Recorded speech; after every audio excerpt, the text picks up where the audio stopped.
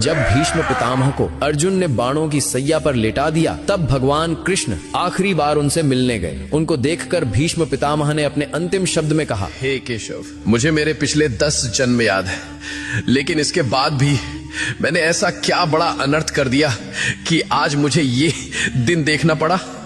पिछले 10 जन्म में मैंने तो कोई पाप नहीं किया, तो फिर मुझे ये बाणों की सैया क्यों मिली? ये बाणों की सैया अब मुझसे सही नहीं जाती। मुझे मेरे सवाल का जवाब दो केशव।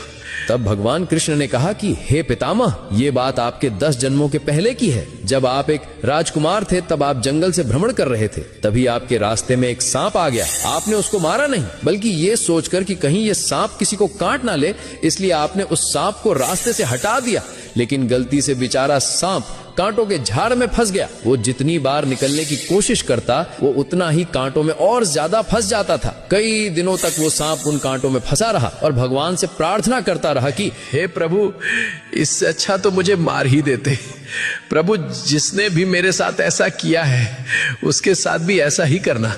लेकिन पिछले 10 जन्मों में आपने ऐसा कोई पाप ही नहीं किया जिससे आपको उस कर्म का फल भोगना पड़े। लेकिन जब द्रौपदी का चीर हरण हो रहा था, तब आप मौन रहकर भी ये सब देखते रहे थे। आप चीर हरण को रोक सकते थे, लेकिन आपने ऐसा नहीं किया। तभी आप इस पाप का भागीदार बन गए थे। इसी कारण से जैसे वो सांप उस दिन कांटे में फंसा था, आज उसी प्रकार आपको ये कांटे की सैया मिली है। तुम कितने भी बुरे कर्म कर लो, लेकिन उसका फल अवश्य मिलता है, इस जन्म में या फिर अगले जन्म में, लेकिन मिलता जरूर है। भगवान कृष्णा को दिल से मानने वाले भक्त कमेंट में जय श्री कृष्णा अवश्य लिखें।